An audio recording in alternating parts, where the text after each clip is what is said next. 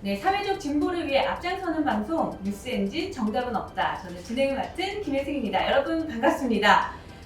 오늘은요 우리 뉴스엔진 개국방송과 같은 날 태어나신 국민의힘 장예찬 전 최고 한 번 더 방문해 주셨습니다. 안녕하세요. 네, 안녕하세요. 장예찬입니다. 네, 잘 지내셨죠? 네, 잘 지내고 있습니다.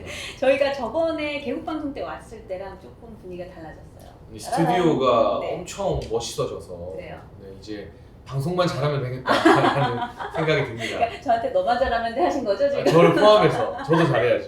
그래서 말이 나온 김에 저희 이제 소개를 좀 드리면 우리 장예찬 전 최고께서 오늘부터 이제 매주 네. 저희 뉴스엔진과 함께 해주시기로 했는데요. 맞으시죠? 네, 뉴스엔진이 저와 이제 같은 날 탄생했기 때문에 네.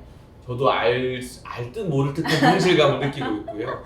지금은 이제 주간으로 여러 번 찾아뵙지만 네. 뉴스엔진도 정비를 거쳐서 네. 앞으로는 매일매일 색다른 또 출연자들, 네. 색다른 컨텐츠로 시청자 여러분들 더 자주 만나기 위해서 노력해야죠. 네, 제가 열심히 더 해보도록 하겠습니다. 좋습니다. 최근 저희 정치권에 대한 이슈를 좀 보면요, 이 정치권을 좀 이렇게 다 집어삼킨 단어가 하나 딱 있는 것 같아요. 그 단어가 뭐 많은 생각들이 하시겠지만 저는 계엄령이었습니다. 이 단어가 모든 정치 뉴스를 다 지금 뭐 포섭하고 있거든요. 처음에 이 계엄령이라는 말이 왜 나왔지? 라고 제가 좀 확인해 보니까 이재명 대표께서 지난주 일요일에 11년 만에 성사된 여야 대표회담에서 이렇게 찬불을 깨주셨더라고요. 갑툭튀 계엄령. 저는 이렇게 설명을 드리고 싶은데 그 이재명 대표의 발언을 제가 한번 적어봤어요. 이런 얘기를 했어요. 최근에 계엄령 얘기가 자꾸 얘기되고 있다. 그리고 종전에 만들어졌던 계엄안을 보면 계엄 해제를 국회가 요구하는 것을 막기 위해서 이 국회의원들은 계엄 선포와 동시에 체포, 구금하겠다 그런 계획을 꾸몄다는 얘기도 있습니다. 근거는 없죠. 이거 완전히 독재국가 아닙니까? 뭐 이런 식의 발언을 했더라고요. 그래서 이재명 대표가 왜 이런 얘기를 하고 또 더불어민주당이 이제 계엄령에 대한 이슈를 왜 이렇게 가져가는 걸까라는 궁금증이 좀 들었습니다. 어떠세요? 그러니까 이거를 우리가 처음 이 더불어민주당의 계엄 거리는 이야기를 들으면 네. 냉소하기 쉽습니다. 그리고 이거 망상이다, 그쵸? 몽상이다, 뭐 네. 이렇게 그냥 비웃고 넘어갈 수도 있어요. 네. 그런데 저도 처음에는 뭐 민주당의 김민석 최고위원이나 뭐 최근에는 김병주 의원 네. 이런 사람들까지도 계엄 이야기하고 이재명 대표가 민생을 논해야 되는 대표회담에서 계엄 이야기를 툭 꺼내는 걸 보고 집단 망상증에 걸렸나? 라는 생각을 했어요. 실제로 국민의힘의 김재원 최고위원이 네. 나도 제보받았다. 더불어민주당 네, 의원들 지금 집단으로 실성했다는 제보가 있다. 라고 받아치기도 했는데 근거는 없죠. 근데 여기서 하나 이제는 더 나가야 돼요. 저는 단순한 망상이나 몽상이 아니라 분명한 정치적 의도가 있는 미끼가 아닌가 하는 생각이 듭니다. 어떤 의도와 어떤 미끼일까요? 그러니까 결과적으로 이재명 대표가 이제 다가오는 재판에서 유죄를 선고받게 되면 뭐 구속이 될 수도 있고 그렇죠. 그게 아니면 그 형이 확정됐을 때 의원직 상실이나 그렇죠. 또 민주당이 아예 뭐 400억 토해내야 되고 그리고 대선에 출마도 못하고 네. 이런 소요 사태가 일어날 수 있거든요. 네네. 그때 민주당에서 전문 시위꾼, 데모꾼들을 막 동원해서 법원 앞에서 그냥 단순한 시위가 아니라 폭력 사태를 일으키려는 것은 아닐까? 폴리스 라인 넘어가고 법원 문 잡고 막 흔들고 그러면 질서 유지를 위해서 우리 경찰이 당연히 폭력 시위대는 진압을 해야 되거든요. 출동을 해야죠. 네. 그걸 가지고 봐라. 경찰이 저 진압하는 거 이거 계엄이다. 계엄 시작됐다 하면서 국민들을 막 선동해서 네네. 과거 박근혜 전 대통령을 탄핵시켰던 그 탄핵 시위를 한번 다시금 네.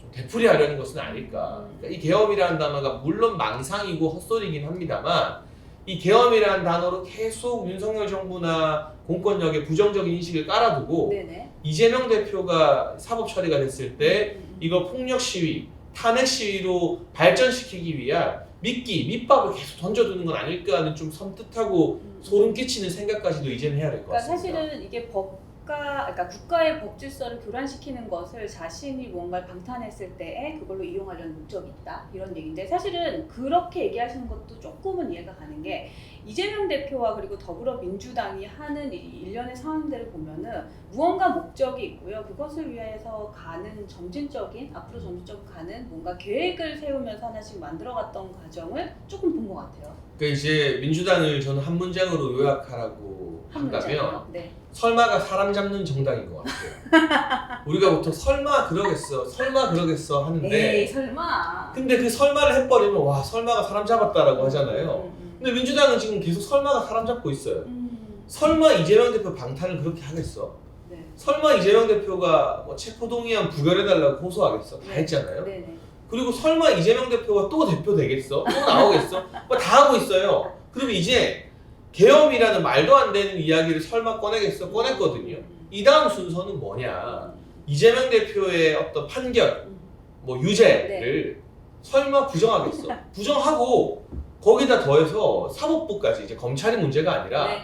판사들까지 탄핵하겠다고 나서면서 시위하고 그 일결에 네. 전문적으로 막 사람들 선동하고 네. 폭력 시위 일으키는 꾼들이 맞아요. 있잖아요. 맞아요. 그 꾼들 배치해서 개딸 하나를 싹 이런 거죠. 경찰이랑 싸우게 만들고 일부러 물대포 쏘게 만들고 그런 장면이 벌어지면 자극적인 장면만 잘라서 그렇죠. 유튜브로 막 퍼뜨리고 김어준 같은 사람이 유튜브에서 난리치고 네. 그럼 이게 계엄이다. 국민 여러분 다 나오세요. 그래서 탄핵을 만들어서 정부를 전복시켜서 이재명을 풀어주려고 하는 그런 이게 말도 안 되는 설마 드라마에나 나오는 설마지만 네.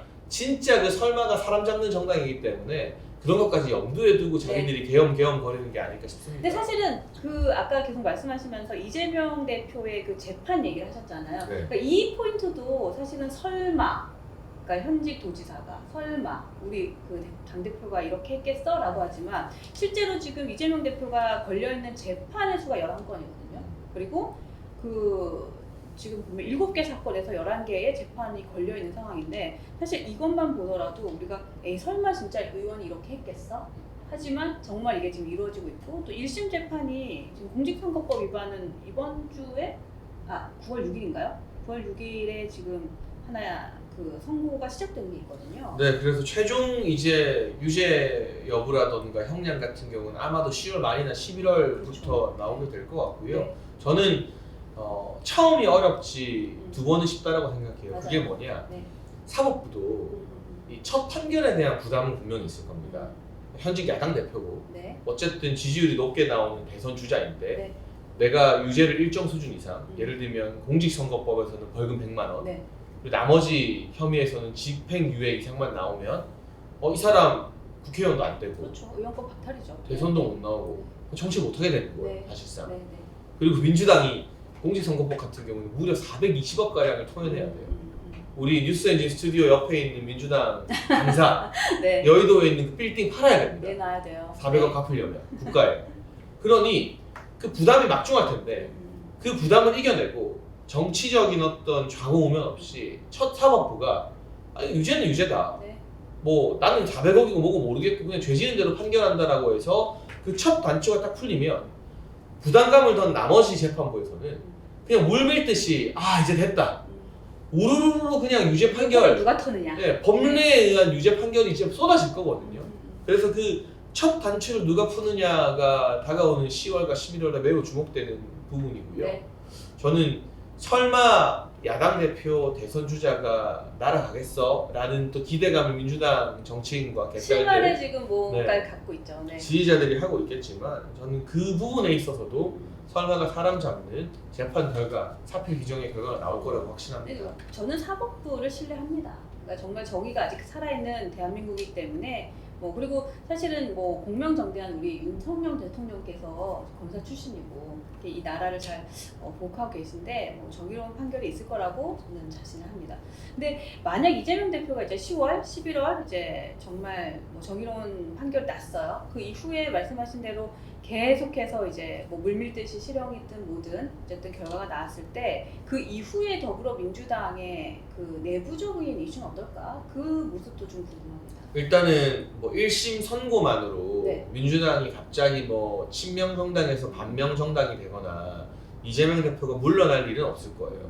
그걸 안 하려고 이번 총선에서 길을 쓰고 박용진 의원 네. 같은 경우는 거의 3번에 걸쳐서 자객을 보내서 공천을 배제시켜버리고 맞아요. 네. 임종석도 못 나오게 만들고 뭐 친문의 대표주자인 전해철 의원 같은 사람도 양문석이라는 말도 안 되는 사람 보내서 날려버리고 네. 했기 때문에 오히려 1심 선고가 유죄가 나오면 민주당 의원들이 더 똘똘 뭉칠 가능성이 있어요. 그러나 겉과 속은 좀 다르겠죠. 그렇죠. 네. 겉으로는 뭐 판사 탄핵해야 된다. 제가 아까 말했던 것처럼 서초동에 데모하고 집회하고 막 폭력 시위하고 막 계엄이다 뭐다 탄핵 선동하고 하겠지만 속으로는 다들 불안하겠죠. 야, 이 판결 결국 유죄 나오는구나. 네. 이거 결국 윤석열 대통령이 임기만 지키면 네. 대통령 임기 안에는 3심 나올 텐데 그러면 이재명 나가리 되는구나. 우리 이제 어떻게 해야 되지? 다음 플랜 B는 뭐지? 네. 라고 이제 그 감출 수 없는 불안감들이 스멀스멀 퍼져나가게 될 것이고 그게 이제 1심에 이어서 2심까지 유죄 판결로 이어지면 네. 그때부터는 비로소 민주당이 분열하고 깨지고 좀 여러 가지 정치적 공간들이 열리게 되겠죠. 그 얼마 전에 김경수 도지사가 이제 그 사면 복권이 됐잖아요. 근데 그것을 좀 민감하게 받아들이는 친명들도 있더라고요. 그러니까 이것도 어떻게 보면 연결성상에서 조금 해석을 해야 되는 걸까요? 그러니까 지금 이재명 대표의 최고 무기는 대안이 없다는 거거든요. 맞아요. 아니 민주당에 나 말고 대안이 있냐. 근데 그 대안이 될 수 있는 카드가 풀려났으니 네. 민감하게 굴겠지만 당장 이재명 대표의 1심 선고와 김경수 전 지사의 귀국이 날짜가 얼추 비슷합니다. 1심 선고 나고 한 한두 달 있다 연말에 귀국하거든요. 네. 근데 그것만으로 뭔가 막 움직이기 쉽지 않아요. 결국 2심 선고까지는 지켜봐야 민주당이 분열하게 될 텐데 그래도 내부적으로 계속 이제 소나기라고 할까요? 뭐 가랑비에 옷 가랑비에 이제 옷이 계속 젖어드는 네. 현상 자체가 이재명 대표 입장에서는 달갑지 않겠죠.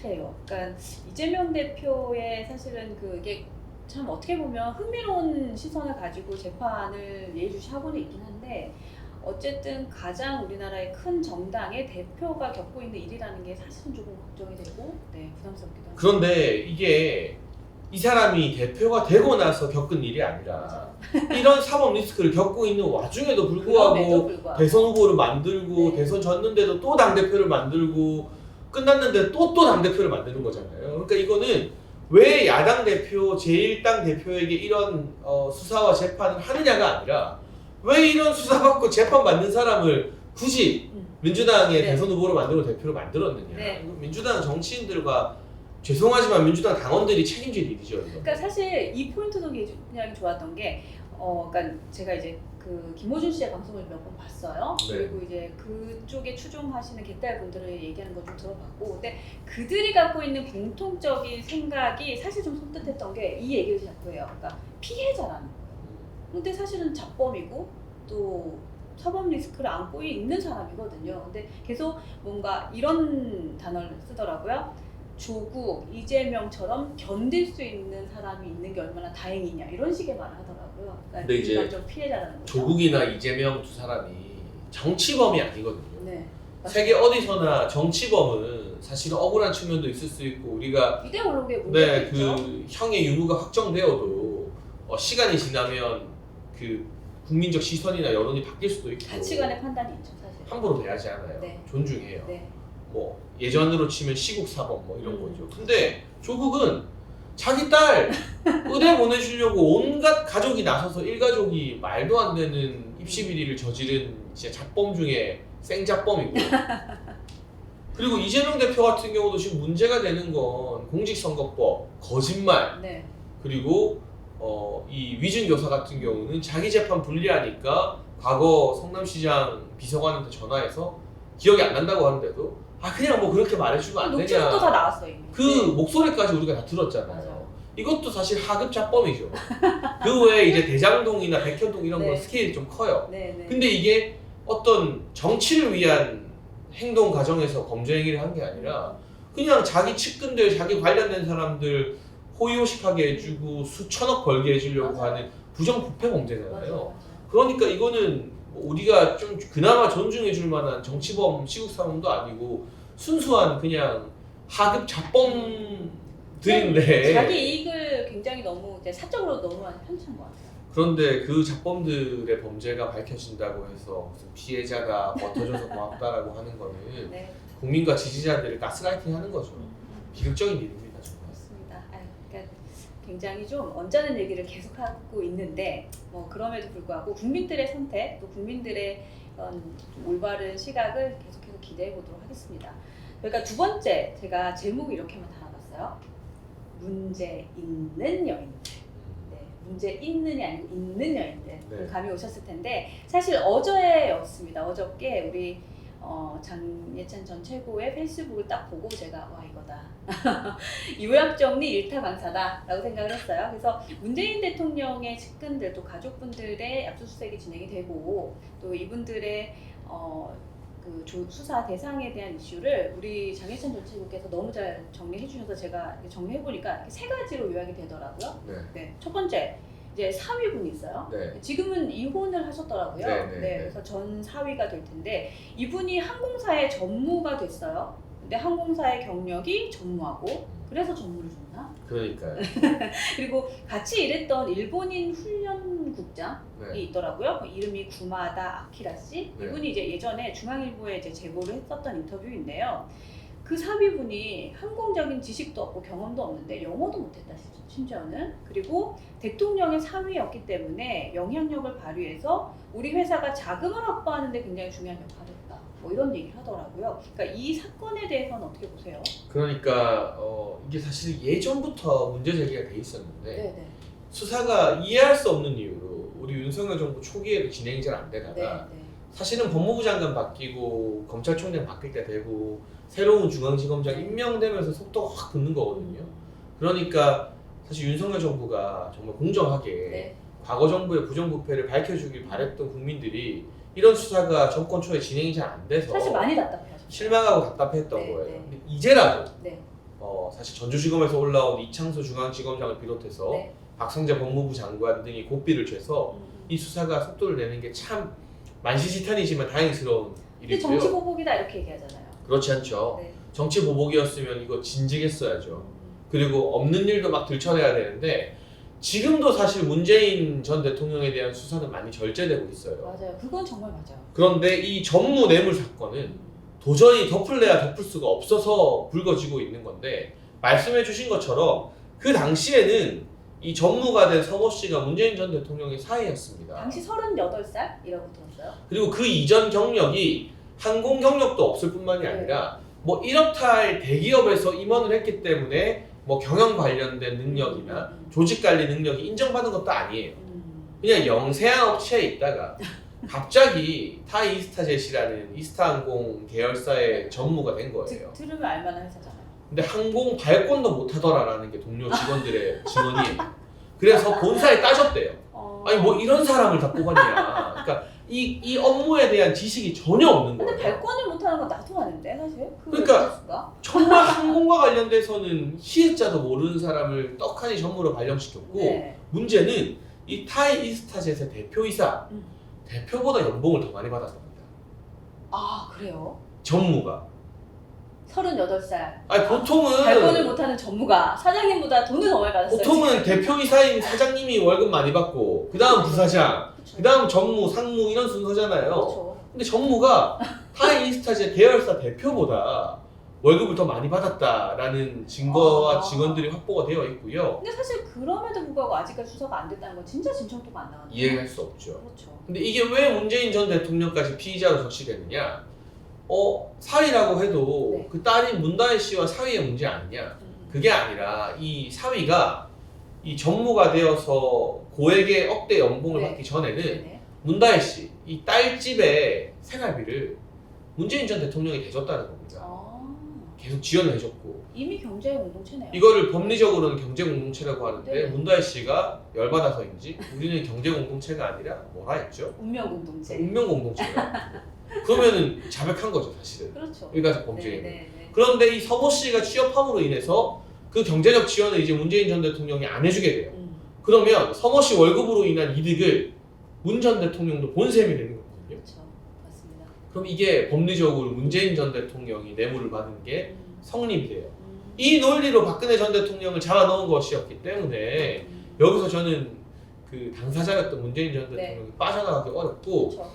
이 이스타항공의 실질적 소유주였던 이상직 전 의원이 네. 이를 대가로 중소기업진흥공단의 이사장이 되고 맞아요. 나중에 국회의원도 된 거 아니냐. 인정받았잖아요. 이게 결국 대가성이 다 성립되는 것이다 라는 것들이 하나둘 속속 증거로 나오고 있어서 저는 이 부분에 있어서 문재인 전 대통령이 빠져나가는 것은 불가능에 가깝다고 이건 봅니다. 빼박인 것 같아요. 네. 네, 앞뒤 앞이가 딱 맞아 떨어지는 것 같아요. 네, 그리고 사실 그 방금 말씀하셨던 문다혜 씨가 이렇게 열받아서 뭐 이렇게 올렸다라고 얘기를 해주셨는데 거기에도 참 저는 좀 눈살을 찌푸리게 한 게 노무현 대통령을 좀 연상시킬 수 있는 것들을 많이 이제 장치화 시켰더라고요. 그러니까 네. 그 역시도 뭔가 결집자들을 이편 저편 그냥 다 끌어모아야 되는 거예요. 그러니까 조금 급하지 않나라는 생각도 그러니까 들어요. 노무현 전 대통령의 어쨌거나 비극적인 최후에 대해서 네. 국민들 다수가 가슴 아픈 심정을 가지고 있는데 네. 그걸 이용해서 동정론을 펼치려는 거거든요. 그러니까요.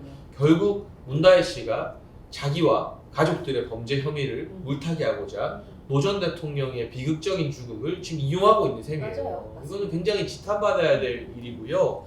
그리고 이쯤 되면 막 가자는 거지요라는 그 그 과거 어딘가 썼어요. 네. 발언을 인용했는데 네. 진짜 막 간 거는 김정숙 여사입니다.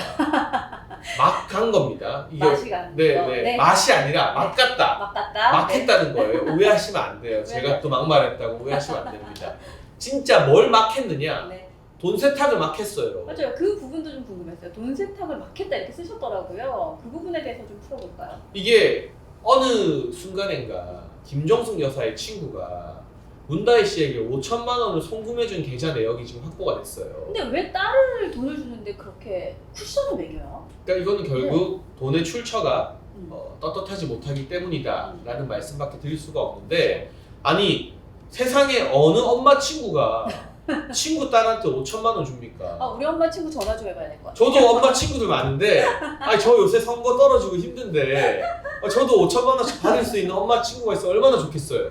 근데 이게 부정을 못하는 게 그 네. 친구분이 계좌 송금 내역에다가 자기 이름 옆에 네. 가로치고 김정숙 가로 닫고 이렇게 써서 보냈어요. 어머니 친구가 굉장히 꼼꼼하시네요. 그러니까 이거 내 돈 아니고 그 너네 엄마가 보내는 거야라고 문다혜 씨가 알 수 있게 네. 그거를 적어놓은 덕분에 이건 엄마 친구에게 받았다라는 거짓말을 못하게 이것도 됐고 빼박 2예요. 빼박 그러면 2. 이거를 왜 이렇게 엄마 친구를 통해서 이른바 일종의 돈 세탁을 시도했느냐 조국 대표가 또 헛소리를 합니다. 그 당시 뭐 김정숙 씨 자택이 네. 시위 때문에 진입이 안 돼서 부탁한 거다. 아, 아니 요즘 세상에 폰뱅킹하고 인터넷 뱅킹하지 뭘 집에 가야만 이게 됩니까? 특히나 정치인분들, 특히나 뭐 고위공직자분들은요, 이거 엄청 조심하는 포인트거든요. 맞아요. 네. 근데 이게 그건 정말 말이 안 되죠. 말도 안 되는 일이고 결국 제가 가지고 있는 의혹은 네. 청와대 특활비를 이용한 것이 아닌가. 그럼 이 돈의 출처를 밝히는 게 지금 수사의 목적이 돼야 될 것 같은데. 근데 아직까지 이 수사를 본격적으로 파고들지는 않는 것 같은데 저는 이 5천만 원과 네. 또 문다혜 씨가 문재인 전 대통령 책을 내준 출판사에서 받은 2억 5천 아, 네. 이게 또 황당하죠. 네. 그러니까 총 3억입니다. 네. 이 3억이라는 큰 돈의 출처에 대한 또 용도에 대한 수사를 검찰이 반드시 해야 된다고 보고 있고 김정숙 여사가 자기 돈 5천만 원 준 거면 문제가 안 돼요. 네. 굳이 친구한테 부탁할 이유가 없어요. 그렇죠. 이게 부정한 뇌물이거나 그보다는 저는 청와대 특활비를 그러니까 청와대 직원들이 뭐 지방 출장 가거나 여러 가지 국정 관련된 일을 할 때 써야 될 세금이죠, 사실. 그 세금 특활비를 유용해서 만들어서 준 거라면 아주 심각한 문제가 돼요. 그럼요. 이 청와대 특활비 유용했다고 네. 전직 국정원장들부터 청와대 직원들, 전직 대통령들 다 줄줄이 옥살이하지 않았습니까? 맞아요. 네. 그 문제가 또 재현되는 것이기 때문에 이 5천만 원은 과연 어떤 돈이었나? 네. 그리고 출판사에서 왜 2억 5천을 그 중에 2억을 뭐 편집 디자인비로 줬다고 하는데 세계 최고의 디자이너도 책 한 권 디자인해주고 2억을 받지는 않죠. 사실 저희 이제 우리 뉴스엔드 스태프 중에 한 분이 디자이너세요. 저쪽 지금 앉아 계신데, 네. 네, 저분한테 제가 아까 여쭤봤어요. 출판사에서 디자인비의 명목으로 2억 5천을 줬어. 근데 5천은 뭐 빌려줬대. 아니 그렇다 치자고요. 그렇다 쳐도 2억이래요. 뭘 하면 2억을 벌 수 있죠? 하고 제가 디자이너님한테 물어봤어요. 그랬더니 저한테 되묻더라고요. 무슨 책이면 그렇게 될 수 있죠? 이렇게. 그러니까 말이 안 되는 게 사실 제가 이걸 얼마나 2억이 출판사에서는 큰 돈인지 확인을 해봤거든요. 그러니까 최근에 한국판 반지의 제왕이라는 그 장편 소설로 유명한 이영도 작가의 소설인데요. 그 눈물을 마시는 새 이게 1, 2, 3, 4권에서 4개가 전집이에요. 요거를 유럽의 한 출판사에다가 인세를 받고 팔았는데 그때 3억에 팔렸거든요. 한국 출판 역사상 가장 최고가로 팔린 거예요. 근데 무슨 이름도 잘 못 들어본 디자이너가 디자인을 했다고 2억을 준다? 저는 이거는 국민들이 용납할 수 없다고 생각해요. 그러니까 국민을 바보로 하는 거죠. 그러니까. 그러니까 이게 좌파 진영에서 책을 매개로 뇌물을 참 많이 주는 것 같아요. 아 그런가요? 김만배 신앙님 뭐 무슨 대한민국 혼맥사전이라는 듣도도 못한 책 그거 네. 뭐 사는데 1억 5천 책값이었다 하잖아요. 네. 그리고 이번에는 디자인비가 2억이다. 그러니까. 이거는 제가 봤을 때 문재인 전 대통령에게 줘야 될 인세를 문다혜 씨에게 준 거예요. 인세가 아니고 인사세네요. 뭐 그럴 수 있죠. 그리고 이 문재인 전 대통령에게 주면 네. 문 전 대통령이 딸 생활비로 그 2억을 다시 주려면 증여세도 내야 되고 그럼. 또 말이 나올 수 있으니 음. 그냥 아버지가 받을 거 딸한테 준 거다라고 보여지는데 그렇게 되면 뭐가 성립되느냐? 네. 역시나 처음 나왔던 경제 공동체 뭐 그걸 운명 공동체라 부르든 뭐 자기들 마음대로입니다만 네. 이 공동체가 성립하는 중요한 증거가 바로 이 출판사 2억 5천이기 때문에 이로 인해서 그 사위를 전무로 임명시키고 월급을 받은 네. 그 모든 액수가 네. 문다혜 씨 개인의 문제가 아니라 문재인 전 대통령의 뇌물죄가 되게 되는 거죠. 그러니까 어쨌든 저희가 그 사위분이 받았던 그 급여 플러스 문다혜 씨가 부정적으로 출처를 잘 모르겠는 출판사와 뭐 그 엄마 친구의 돈까지 해서 3억. 그러니까 사실 금액이 이게 고위공직자에게 타겟이 돼서 수사를 하기에는 사실 굉장히 큰 돈인 것 같아요. 아니 3억이면 네. 웬만한 사람들 전 재산보다 더 많은 돈입니다. 그럼요. 네. 서민들 뭐 대출 빼고 이거 저거 빼고 나면 실제 순수 자산이 3억인 가정이 별로 없어요. 맞아요. 그러니까 이건 어마어마하게 큰 돈이고요. 그리고 이제 사위분이 사장님보다 돈을 더 많이 받았다고 하니까 그 금액도 총액이 어마어마하겠죠. 2억 이상이라고 해요. 그러면 그래요? 그 뇌물이 2억 이상이 되면 특가법이 적용되기 때문에 징역이 엄청 세져요.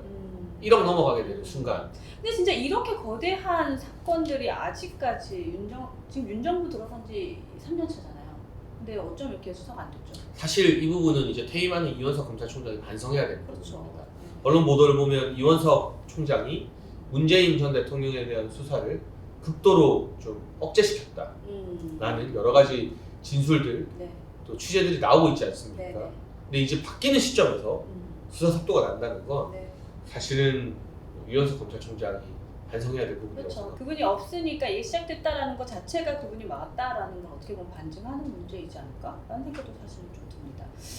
그래요. 하여튼 그래요. 참 마음이 좀 씁쓸합니다. 저희가 전직 대통령에 대한 예우를 정말 얘기를 많이 하잖아요. 근데 이러한 좀 가족에 대한 이슈들이 막 이렇게 너무나도 빼박 증거들이 막 하나씩 튀어나오고 하니까 저는 그냥 국민의 한 사람으로서 굉장히 좀 속상한 것 같아요.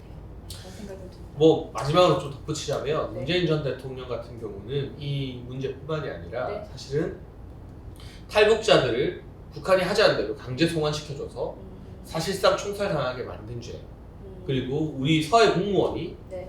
바다에서 네. 북한에게 정말 총격 피살당하는 것을 네. 네. 사실상 방치 방조하고 적극적으로 구조하지 않고 오히려 그분에게 월북자라는 낙인을 억지로 정부 차원에서 찍었던 죄 이런 것들까지 저는 다 명명백백하게 밝혀져야 된다고 봅니다. 네, 뭐 그렇죠. 그런 것들도 있고. 근데 사실 또 생각나는 게 저희가 며칠 전에 우리 청년 정치인들이 왔다 갔어요. 네. 그래서 여기 습격 사건이라고 해서 여기를 좀 한바탕 이제 입고 나가셨는데 그분들이 이제 청년 문제에 대해서 특히나 저출산 문제에 대해서 얘기를 하면서 전 정권에서의 두 가지 실패 사례를 통해서 청년들이 너무 힘들다라는 얘기 많이 하더라고요. 첫 번째 부동산 문제, 두 번째는 이제 일자리 창출 문제였거든요. 그러니까 사회적으로 또 좀 법치국가 안에서의 질서적으로도 너무나도 해악을 많이 끼친 것 같아서 사실 너무너무 속상하고. 그러니까 부동산과 일자리가 네. 완전히 실패했기 때문에 저출산이 심화된 건 당연하고요. 그렇죠. 거기에 보이지 않는 전 정권의 패착 중 하나는 역대 어느 정부보다 젠더 갈등을 심화시킨 정부예요. 맞아요. 그러니까 문재인 정부 들어서 뭐 온라인상에서 네. 뭐 페미니스트들 극단적인 언행들 네. 그리고 거기에 또 반발하는 젊은 남성들의 어떤 집단적 움직임과 목소리가 처음으로 수면 위로 막 드러나기 시작했거든요. 맞아요. 네. 그걸 사실 문재인 전 대통령이 정치적으로 부추기고 이용한 바가 있어요. 그렇죠. 여성들의 인기를 많이 얻어가셨죠. 이 네. 젠더 갈등이 사실은 또 저출산이나 이제 결혼율, 혼인율이 떨어지는 것의 중요한 원인 중 하나이기 때문에 네. 아니 그렇다고 해서 뭐 제대로 여성 인권을 챙긴 것도 아니에요. 그냥 갈등을 막 야기시킨 거지. 이런 부분에 있어서 저는 문재인 전 대통령이 정치적으로 책임질 건 태산 같지만 네. 그건 정치적 책임이라 치고 실제 사법적인 책임도 이제부터는 정말 져야 되는 네. 그런 책임의 시간이 돌아왔다고 생각합니다. 그렇습니다. 지금부터 이제 새로운 검찰 리더십이 또 이제 세워졌으니까 저희가 하나씩 올바른 수사 또 공정한 결과가 나타나기를 기대해 보도록 하겠습니다. 마지막으로 저희가 최근에 이제 광복절 이후부터인 것 같아요. 광복절을 앞두고 뭐 독립기념관장 임명에 반대하는 이슈가 있으면서 야당은 광복절 행사에 불참하는 초유의 사태까지도 있었고요. 또 8월부터 현재까지 계속해서 야당이 여당을 공격하는 포인트 중에 하나는 아예 친일 정부다 뭐 이런 얘기 많이 하고요. 또 뭐 독도를 지운대, 뭐 지우개입니까? 지운다고 지워지지도 않는데 뭐 독도 지우기, 뭐 유라이트 인사 이런 얘기들을 계속해서 쏟아내고 있습니다. 그러니까 어떻게 보면 친일의 프레임을 씌우는 것이고 또 뭐 계엄령, 친일까지 해서 독재와 매국노의 정부와 여당을 만들어가는 것이 아닌가. 그러니까 그들이 왜 이런 짓을 또 하고 있을까? 네, 또 우리 일타 강사께서 정리 한번 해볼까요? 일단 이 막장 드라마 같은 친일 몰이의 끝을 누가 보여줬느냐? 네. 이번 주 교섭단체 대표연설을 한 민주당의 박찬대 원내대표가 네. 그 귀중한 시간, 네. 그러니까 각 이제 교섭단체 거대 정당의 대표로서 국민들 앞에서 네. 국회에서 연설할 수 있는 그 시간에 네. 뭐 자위대가 한반도에 진주한다, 독도를 넘겨준다 이런 말도 안 되는 엉터리 영화에나 나올 법한 음모론을 막 떠들어요. 그러니까 뭐 소설을 잘 쓰실 것 같아요. 그러니까 그거를 진짜 믿고 말했다면 치료가 필요한 거죠. 그렇죠. 그걸 믿지 않고도 말했다면 국민들을 선동하는 나쁜 정치인인 거죠. 그런데 이게 깔끔하게요. 전 세계 국방력 순위만 봐도요. 네. 우리나라는 지금 세계 5위라고 합니다. 그리고 일본 자위대가 7위예요. 네. 그러니까 대한민국과 일본이 네. 뭐 그럴 일도 없고 그래서도 안 되지만 전쟁하면 대한민국이 이겨요. 우리가 훨씬 더 국방 강국이에요. 네. 네. 네. 그러니까 일본을 무서워하거나 겁낼 필요가 전혀 없는 그럼요. 강대국이 되었음에도 불구하고 오히려 일본을 의식하면서 벌벌 떨고 약한 모습 보여주는 게 지금의 민주당이다라는 말씀을 드릴 수밖에 없고 윤석열 정부 들어서도 계속 지속적으로 독도 수호 훈련을 해오고 있습니다. 네. 여기에 대해서 일본이 항의하는 것도 뭐 정치적으로 늘 있었던 일인데 일본이 항의하거나 말거나 우리는 독도 수호 훈련을 해요.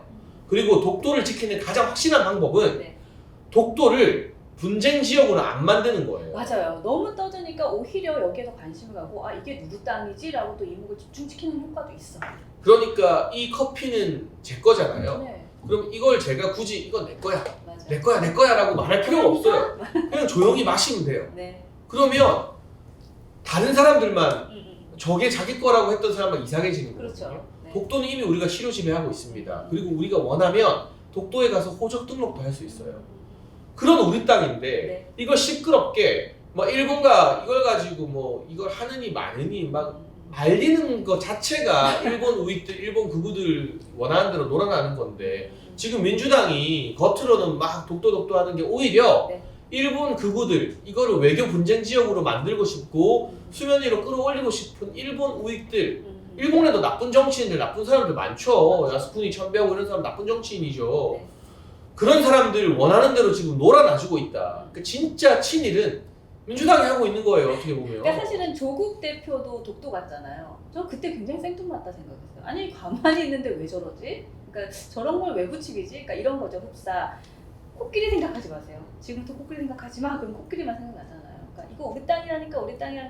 아 그래? 그럼 이게 싸움거리가 되는 건가? 이런 상황인 것 같아요. 그러니까 당연히 우리 땅이고 우리가 정례적으로 일본이 뭐라 하든 그냥 귀 닫고 우리 할 거 하고 맞아요. 우리 훈련하고 네. 원하시는 분들은 또 날씨 좋을 때 울릉도에서 독도도 가시고 우리는 다 그게 되잖아요. 네. 일본은 아무것도 못 하잖아요. 아무것도 못하는 사람들이 떠들건 말건 그거 그냥 무시하고 또 한일 양국의 어떤 미래적 건설적 관계를 위해서 외교적으로 협력하면 되는 건데 네. 이 난리를 치는 것부터가 일본 우익들 그 나쁜 정치인들이 원하는 대로 민주당이 오히려 판을 깔아주는 거다. 그러니까 이게 진짜 친일이다라는 말씀을 꼭 드리고 싶습니다. 그 독립기념관장 임명에 대해서는 의견이 어떠세요? 사실은 여당과 야당이 너무 팽배한 의견의 차이가 있죠. 그 저는 역사적 사건에 대해서 정치인이나 공직자들 사상의 자유 네. 이것이 정말 우리 국민 모두가 용납할 수 없는 극단적 언행이 아니라면 네. 그 사상과 철학, 소신의 자유를 폭넓게 인정해 주는 것이 자유 대한민국에 걸맞은 길이라고 보고요. 네. 그 누구도 뭐 김영석 독립기념관장이나 최근에 청문회에서 스타가 된 김문수 고용노동부 장관이나 그 누구도 일제의 침략이나 불법적 지배를 잘한 것이다, 정당한 것이다 인정하지 않습니다. 맞습니다. 네. 다만 국제법을 바라보는 관점의 차이가 있는 것이고 그 당시에 일본이 우리를 불법적으로 지배했지만 우리가 열심히 독립운동을 하고 광복을 맞아서 이승만 대통령부터 건국을 했기 때문에 자랑스러운 대한민국의 역사가 시작됐다는 것이지 네. 일본 잘했다고 생각하는 사람은 아무도 없어요. 그렇죠. 그러니까 질문이 잘못됐어요. 건국이 언제 됐느냐, 국적이 뭐냐 이런 지역적인 부분을 질문할 게 아니라 일본의 침략과 지배가 불법이냐 아니냐 이거 물어보면 다 불법이라 할 겁니다. 그렇죠. 그리고 다 잘못됐다 할 겁니다. 근데 그 관점에서 우리가 독립운동을 기리고 네. 임시정부를 계승하지만 실효적으로 1919년에 네. 건국이 완성됐느냐 아니면 그때를 시작으로 많이 노력을 해서 네. 실질적 건국은 1948년 이승만 정부부터 시작됐느냐 이 역사적 관점에 대한 차이는 논쟁을 할 수 있는 저는 영역이라고 보거든요. 그렇죠. 네. 근데 이거를 아무 말도 하지 마. 음. 너희의 역사관은 다 틀렸어. 다른 의견 내면 너넨 다 친일파야. 그러니까 프레임을 딱 씌워놔요. 일단 그건 굉장히 사회주의적이고 전체주의, 공산주의에서 많이 하는 방식이죠. 폭력적이에요, 사실. 그러니까 생각이 다를 수는 있는데 그 생각이 다른 것을 표출하는 태도를 보면 그 사람을 알 수가 있잖아요. 근데 그 태도가 너무나도 불량하다. 그러니까 그렇게 좀 밀어붙이는 것이 과연 건강한가? 저희 뉴스엔진에서 얼마 전에 이제 광복절을 앞두고 저희가 영상을 하나 만들었었는데요. 그때 타이틀을 이렇게 걸었어요. 그러니까 역사를 잊은 민족에게 미래는 없다. 근데 역사에 발목이 잡힌 민족에게도 역사는 없다라는 그런 아젠다를 좀 드리고 싶다라는 생각이 듭니다. 근데 사실은 저희 같은 젊은 세대는 네. 일본을 라이벌이라고도 생각 안 합니다. 솔직히 어때요? 네. 문화적으로는 저희가 훨씬 앞서 나가고 있죠. 맞아요. 저희 근데 중고등학교 때만 하더라도 사실은 그 J-pop 맞아요. 네, 네. 했었는데 지금은 완전히 역전되기. 저도 사춘기 때 엑스제팬 뭐 이런 가수들 좋아하고 막 노래방 가서 부르고 했는데 지금은요 저뿐만 아니라 네. 10대 20대들한테 일본 연예인 아는 사람 있냐 물어보면 10중 8구가 아무도 모를 겁니다. 그 AV 배우들은 알더라고요. 저는 잘 몰라서 네, 개인적으로. 네, 알겠습니다. 아무튼 아는 사람이 없어요. 근데 제가 일본 음식을 좋아해서 여행 자주 가거든요. 네. 도쿄 가고 오사카 가고 후쿠오카 가잖아요. 네. BTS, 트와이스 천지예요. 한국 드라마 이야기 안 하는 데가 없고 한국 연예인 포스터가 거리에 너무 많이 붙어져 있어서 광고에도 많이 나와서 내가 지금 한국에 온 건가 일본에 온 건가 헷갈릴 정도예요.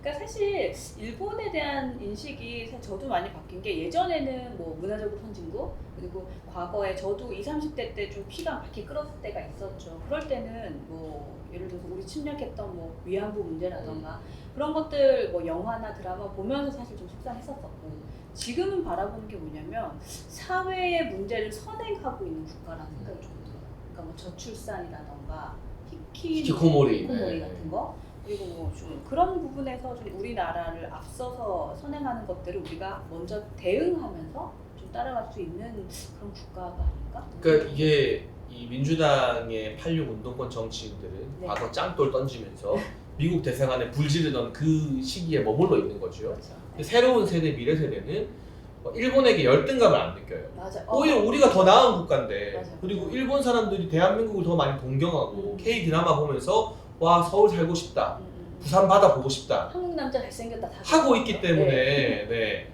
그래서 우리는 어떻게 보면 더 당당하고 자신 있게 미래 이야기를 할 수 있고 다만 과거에 너희 잘못한 거 인정해라. 네. 그리고 독도나 뭐 야스쿠니 참배나 이런 헛짓거리 하지 마라. 근데 그거는 너네 헛짓거리 하는 거고 우리 또 협력할 건 협력하자. 지금 대한민국에게 실체적 위협이 되는 국가는 북한이거든요. 맞습니다. 네. 뭐 우리 헌법상 국가로 인정하지 않고 있습니다만 가장 많은 위협이 되는 국가 또 코리아 디스카운트를 유발하는 국가가 북한이에요. 네. 그리고 그 뒤에 도사리고 있는 중국, 네. 최근에 북한에게 군사협력을 한다는 러시아. 그러면 이들에게 맞서기 위해서는 우리가 이 미국을 중심으로 일본과 또 협력할 건 협력을 해야 돼요. 네. 실제로 그런 협력을 해오고 있고 그러니까 이게 열등감이 없으면 그러면서도 동시에 역사 문제는 너네 잘못했지 라고 딱 지적하고 그게 이제 걸림돌이 안 되는 건데 모든 걸 과거에 초점 맞춰서 독도 이야기 막 부풀리고 하면 오히려 일본에게 열등감을 가지고 있는 그 모습이 실질적으로는 우리나라가 당당하게 자주 국방을 하고 네. 이 주체적인 외교를 하는 데 도움이 안 된다. 그러니까 누가 진짜 친일파냐. 네. 친일하는 민주당 정치인들이 오히려 결과적으로는 더 친일을 하고 있는 거나 마찬가지다라는 네. 말씀을 드리고 싶습니다. 맞습니다. 일본에도 좋은 일인 것 같아요. 아유, 그렇습니다. 오늘 저희가 이제 이재명 그 대표의 이제 사법 리스크의 이야기부터 문재인 전 대통령의 가족의 이제 수사에 대한 이야기, 그리고 또 이제 일본에 대한 얘기까지 이렇게 좀 나눠봤는데, 우리 장전체고 오시면 시간이 어떻게 가는지 모르게 진짜 쭉게 말씀을 하시니까 너무 재밌기도 하고 이렇게 빨려 들어갔어요. 좀 기분 좋은 소식을 많이 전해드리고 싶은데 네. 열받는 소식들밖에 정치권에 없어가지고. 근데 장전체국 거 아세요? 그러니까 열받는 소식이라고는 하셨지만 그런 거 얘기하실 때 흥분하면서 조금 신나게 돼요 지금. 아 열이 받았어요. 그래요? 화가 나서 좀 엔도핀 팍 터졌는데 아까. 화병이 날 것 같습니다. 정치를 보면. 좋습니다. 저희가 이렇게 해서 오늘 방송을 마무리하고요. 저희가 또 다음 주에 뵙잖아요. 네. 다음 주까지 건강하게 잘 지내시고요. 또 마지막으로 저희 구독자분들께 인사 한 말씀 해주시고 물러나실까요? 네, 여러분 정말 균형 잡힌 다양한 소식 전해드리는 뉴스 엔진 구독과 좋아요 또 많은 댓글과 알람 설정 부탁드립니다. 계속 더 발전하는 뉴스 엔진 방송이 되도록 저도 함께 힘을 보태겠습니다. 네, 저희가 매주 뵐 거니까요. 여러분 기대 많이 해주세요. 오늘 여기까지 하겠습니다. 고맙습니다. 아유.